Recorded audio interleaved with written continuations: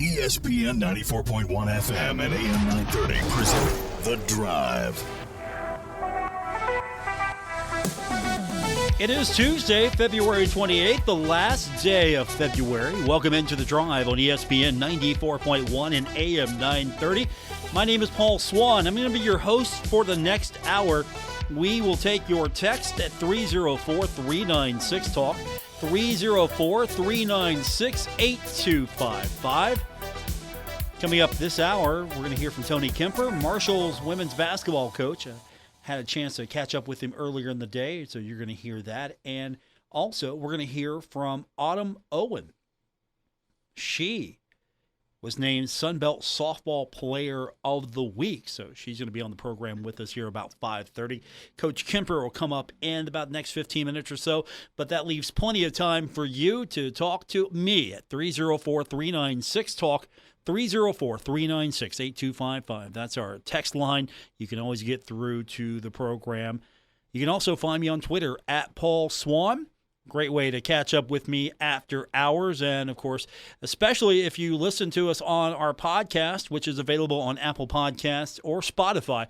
Well, just wherever you get your podcast, where you're going to find the show, and then you can listen to it whenever you can find time. If you can't listen live, then you can reach out to me on Twitter at Paul Swann. So looking forward to hearing from you. But we got a lot to get into today before we even talk to Coach Kemper and, of course, talk to Autumn.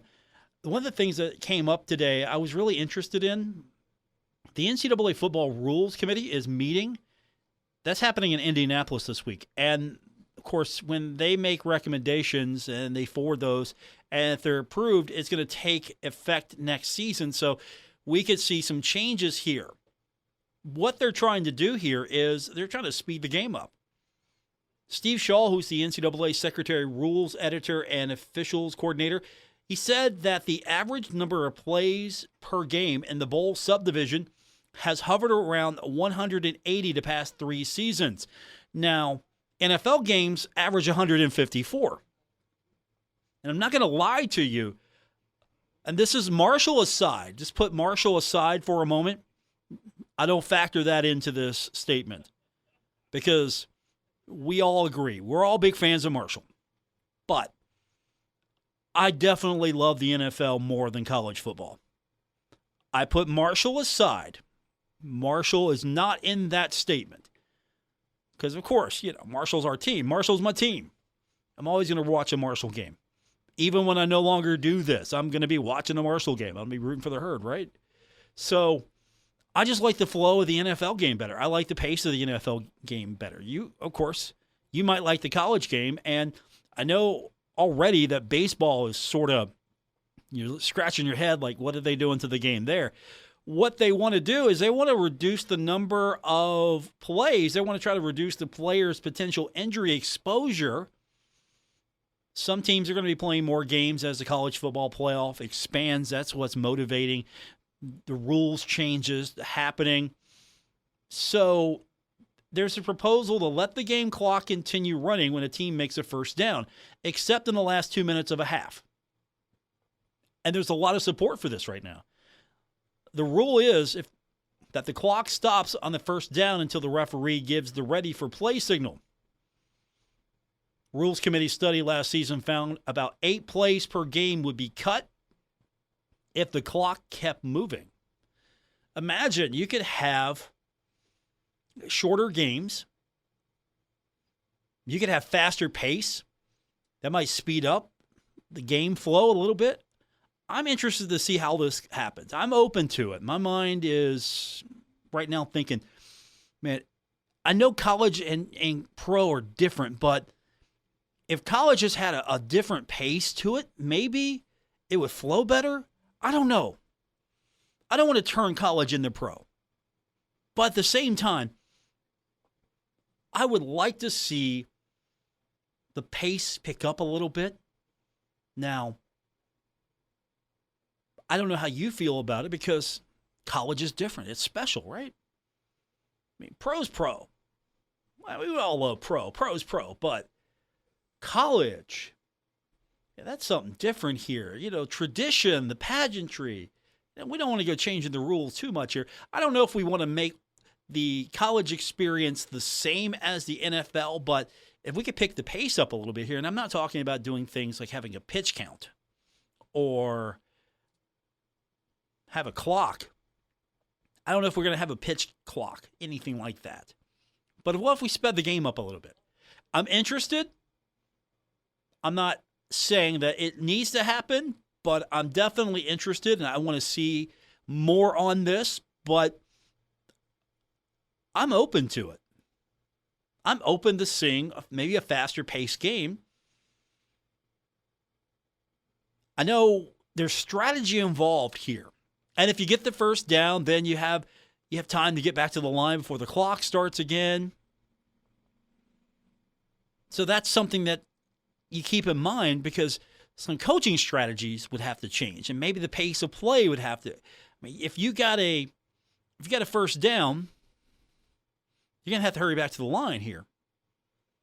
You're going to have to pick it up. And so what's that going to do for coaching? What's that going to do for strategy? And if you're high-tempo offense, maybe that's not going to impact you as much. If you're a slow-paced offense, maybe that changes what you do a little bit, or maybe that plays into your favor.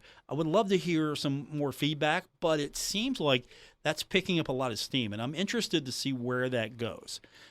I like what's happening with the women's game as far as, you've got the quarters. I don't know if that's going to translate into the pro game, as much. Yeah, you're not trying to make the women's college game look like the pro game, but you've got the quarters. Will the college game pick that up on the men's side? Will we go to quarters? Is that something we need to see? Should it mirror the pro game a little bit more? Because, again, college basketball, it's different for many reasons.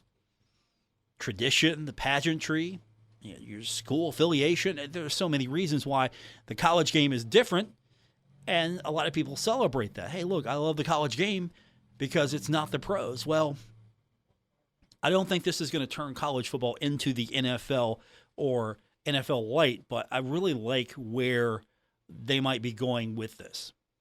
Let's turn our attention to Marshall women's basketball. We've got Tony Kemper. I had a chance to catch up with him, so we'll do that. When we come back, we'll hear from Coach Kemper, and then later on, we're going to talk Marshall softball. We got Autumn Owen joining us, and she was named Softball Player of the Week in the Sun Belt. So we'll talk to her, and we'll hear from Coach Kemper when we continue. That's coming up next on this edition of The Drive, ESPN 94.1 and AM 930. We're taking Paul Swann everywhere. Download or subscribe to The Drive with Paul Swann on Apple Podcasts, Spotify, or wherever you get your podcasts. Welcome back to the Tuesday, February 28th edition of The Drive on ESPN 94.1 and AM 930. I'm your host, Paul Swann. We're taking your text always during the show at 304-396-TALK, 304-396-8255. Coming up tomorrow, the Marshall women are in action. The Sun Belt Tournament, Pensacola.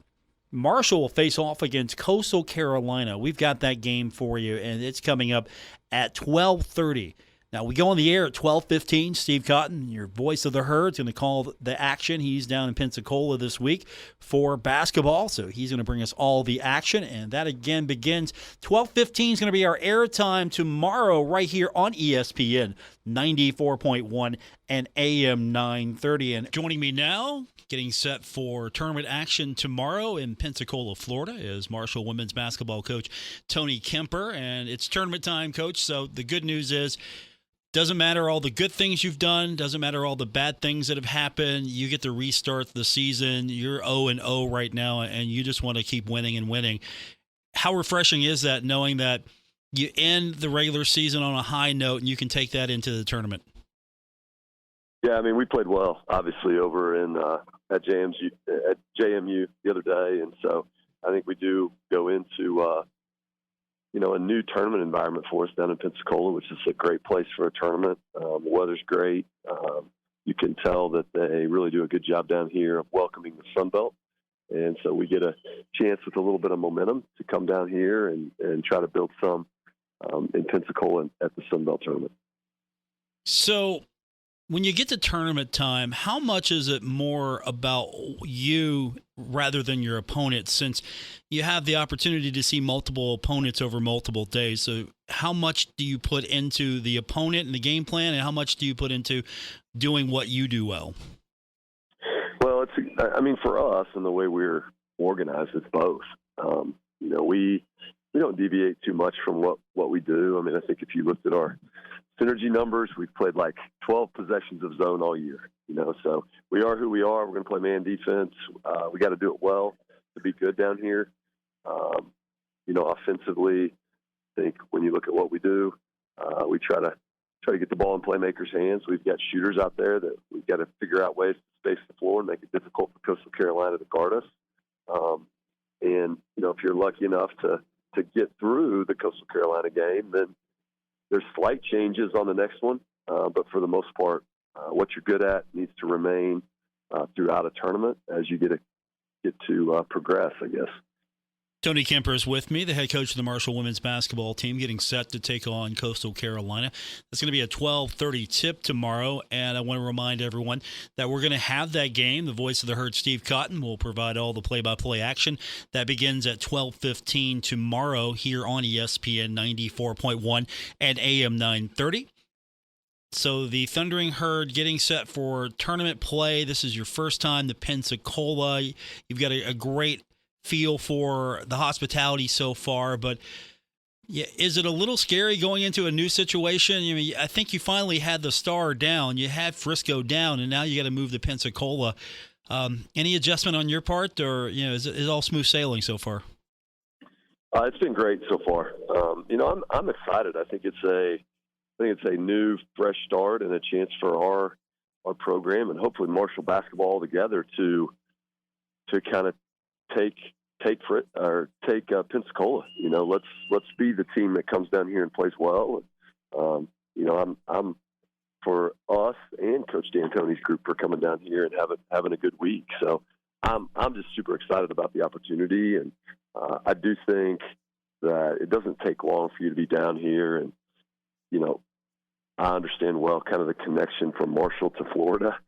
We like to be down here as a group, and so I think probably this year and then over time, I think we're really going to be able to build a fan base down here in Pensacola for this tournament. I think it's a great venue. It's a great place to have it. And so we're excited to get this year kicked off and hopefully play well. We got some good news yesterday. I haven't had a chance to catch up with you until today about it, but Rochella Scott named to the All Sun Belt Conference second team, and it's always an honor to be named to first team, second team, or any of the postseason accolades. And for her making the second team, that's pretty good for her. That's a nice honor. Yeah, I mean, she's had a really good year. She can really score the ball, and anybody that's been in the Henderson Center or caught us on ESPN Plus knows that about her game. She can score in bunches. She can score at all levels. She's got a good mid-range game. She can really score it at the rim, and and then she also can hit some threes. So we're happy for her. Definitely earned and deserved, and so good to have somebody like Ro this year. And then you also look down the road, and we've got her back next year. So it's good to have that kind of talent in the pipeline for right now, and then also the future. Tony Kemper with me, head coach of the Marshall women's basketball team. Conference play begins tomorrow in Pensacola, 12:30 tip here on ESPN 94.1 and AM 930. So the opponent itself, Coastal, you've got familiarity with them. I know you gotta have a game plan for everybody, but what do you think it's got to happen for your team to be successful tomorrow? Yeah, well, the two Coastal matchups were really good games for us. They're a really good basketball team. I think that, we beat James Madison, which is the league leader going into this tournament. They beat Old Dominion, which was in the top three, until Coastal beat them leading into this tournament. So I think it's two teams that are playing very well, two teams that were evenly matched in the regular season. So we understand the challenge before us, and I'm sure they're kind of thinking the same way. They've got a first-team all-conference post player in Asia Blunt that we've got to do a good job inside. It starts there. And then they've got multiple guards that can shoot, not unlike us, where you've got to be out there. You've got to kind of figure out whose night it is, and you got to try to be able to, nullify that once you figure out who's making shots. So they're a good team. They don't make a lot of mistakes, and they certainly are tough and play physical and things like that. So we'll have to be good in those areas, and we've been pretty good in those areas here the last couple of games. Do you feel that now we're in the situation where it's you lose, you're done, that urgency kicks in? Your team is very famous or infamous, depending on how you want to put it, for those late rallies coming back, and I'm sure you would love to be able just to put a team away early and not have to worry about that. But you think the added urgency of the importance of, okay, if we lose, we're done, we're out of the tournament, does that give you maybe a little extra push when it comes to your squad maybe coming out with a ball of fire, maybe just coming out and starting fast and getting that early lead? I'm going to call us famous. I think that over time, I really appreciate this team's resiliency. I mean, you want to coach fighters, they're fighters. And there has not been a game where it doesn't matter if we play well early or not, they find a way to make it, to give themselves a chance. So I think it's a really good trait that they're resilient like that.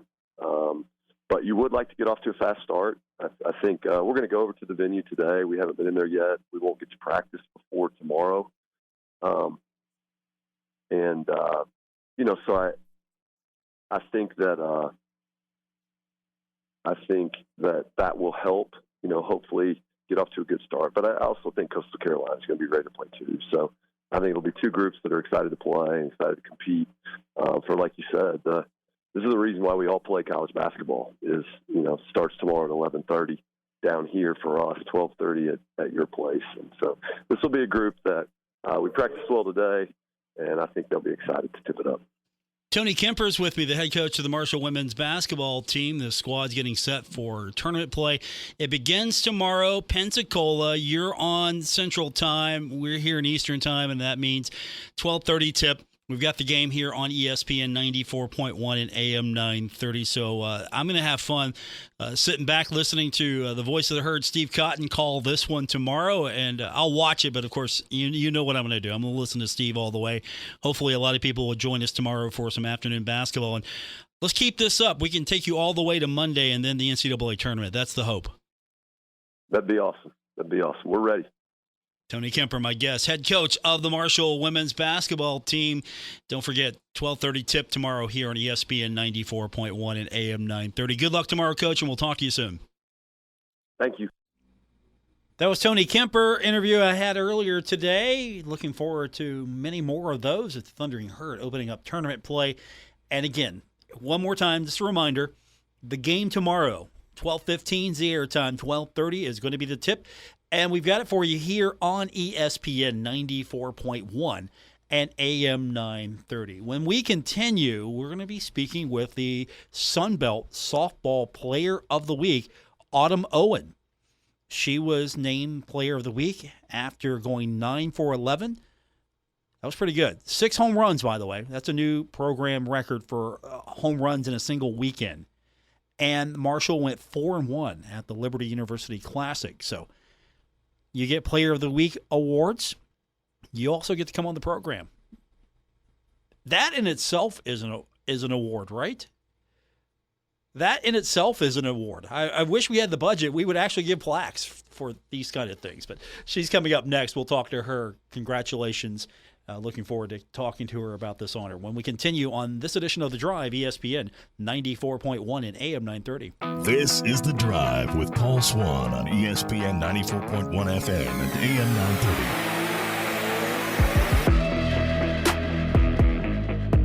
930. Welcome back to The Drive on ESPN 94.1 and AM 930. And we want to welcome to the program now.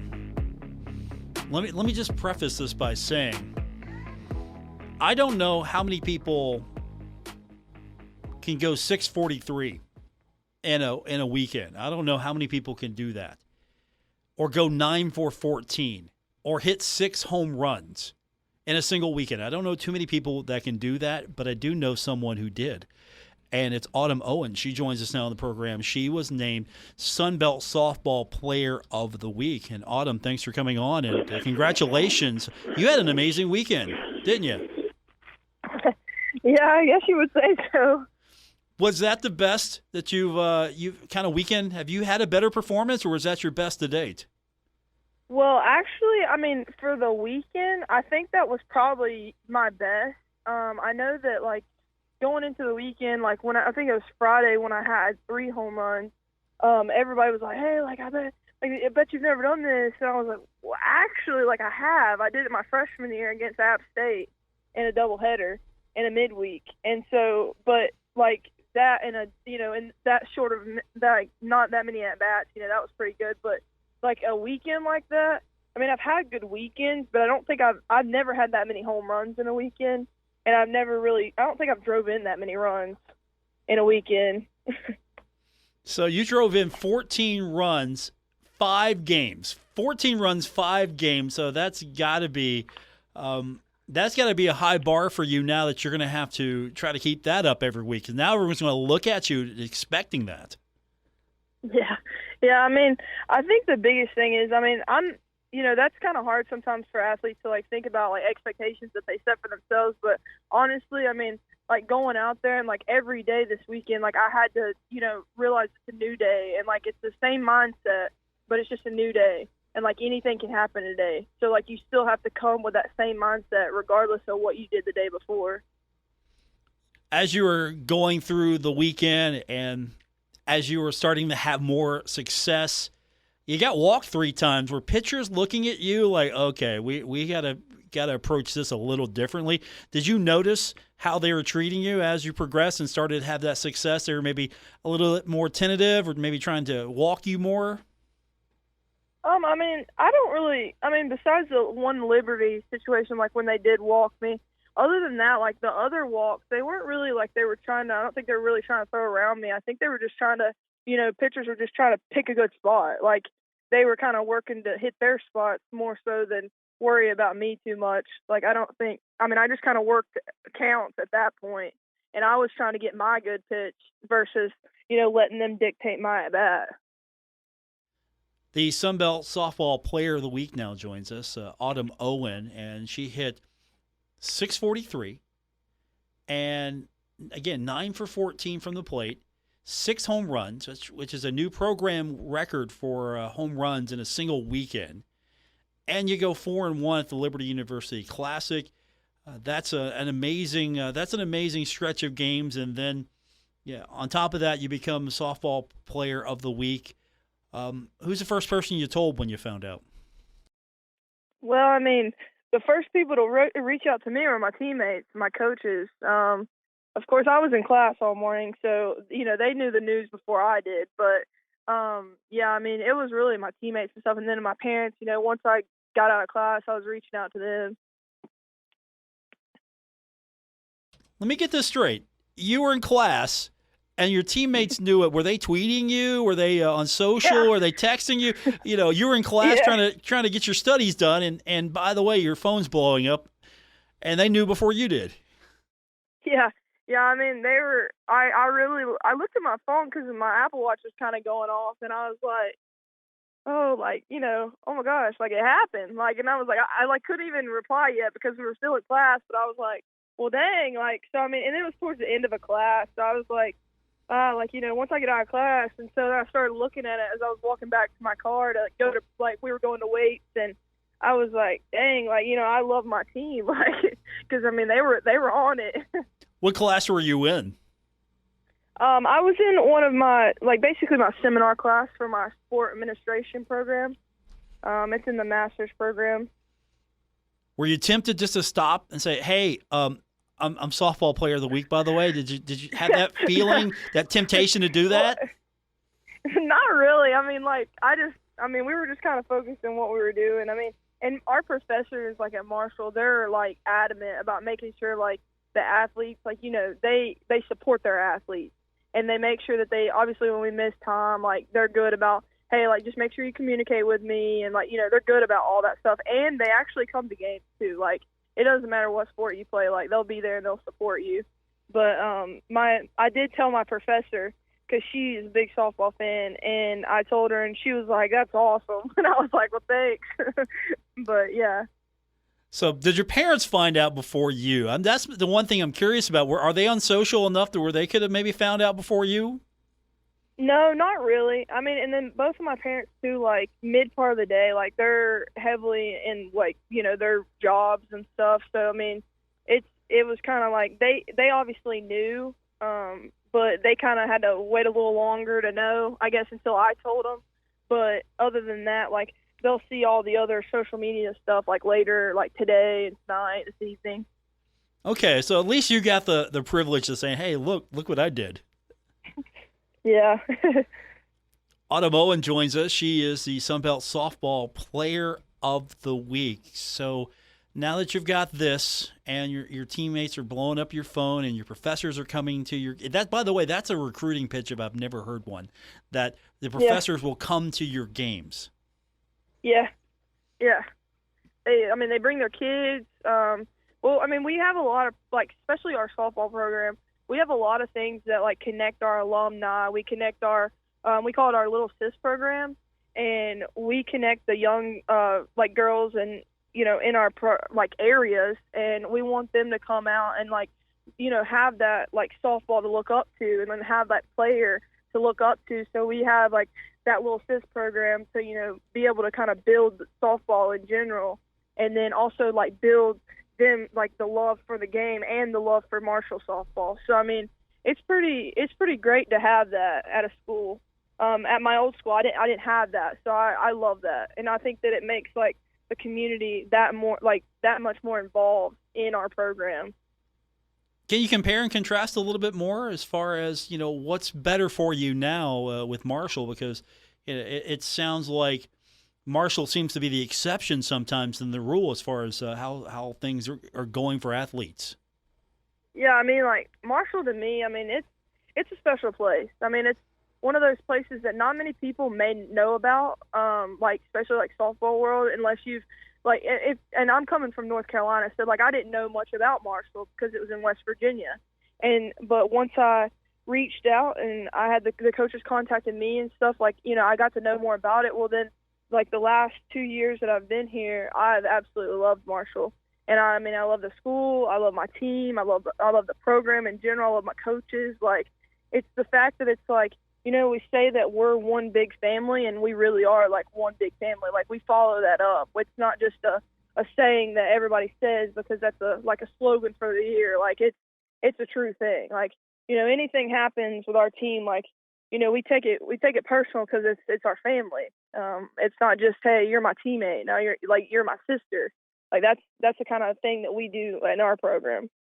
My guest is Autumn Owen. She is the Sunbelt Softball Player of the Week. And did you know, I'm not that familiar with this website, but did you know you are the extra inning softball.com Player of the Week as well? Did you know that? I happened to actually see that, like, after practice today. Okay. But I didn't. Yeah, I just saw it. I haven't read anything about any of those, that article or anything. I saw that, and I was going to ask you about that as well. That's a pretty big deal. So you're getting a lot of attention, not just Softball Player of the Week, but you're also getting, a lot of attention from publications that cover softball nationally. And the team is cooking right now, 11-3, and you've got the home opener. How special is that going to be finally to have the home opener and play in front of the home fans, including your professors and everyone else? I can't express to you how excited we are to be back at our home field, the Dot. I mean, we love our fans, and they love us. And so, I mean, it's nice to be able to be at home. We had a fun time traveling the last 3 weeks, and we played some good teams, especially like Liberty and stuff, and played good games. I mean, we're doing really good right now, and I like where we're at, and we're learning a lot of stuff with like the couple losses that we've had, but like with the wins too, like we're taking good things out of those and we're building on it. And so I mean, we're really excited to have Moorhead and Pitt and Kent State at our place this weekend, and we're just ready to get after it. I don't think we mentioned as well, not only did you have such a tremendous weekend at the plate, you caught all 5 games. And you finished with 41 putouts, and you had also 3 assists. So, you weren't just doing it over the plate. You were doing it on defense as well, and all 5 games. So there was really no off time for you. Yeah. I mean, I love catching, and I love playing wherever they're going to put me. I mean, I'm going to do whatever it takes for my team. And, my team, like I said, we're a family, and we always have each other's back. So, I mean, and our team, the awesome thing is, like, when your name's called, like, whoever it's called, like, you're ready. Like, that's our thing. Like, and so, I mean, whenever you're called to do, like, a pinch hit or, just get a job done in any situation, like, we take pride in that. Like, we're not – we're going to have each other's back regardless of what happens, the result. But, I mean, we play fearless with that. My guest – go ahead. Kind of nice.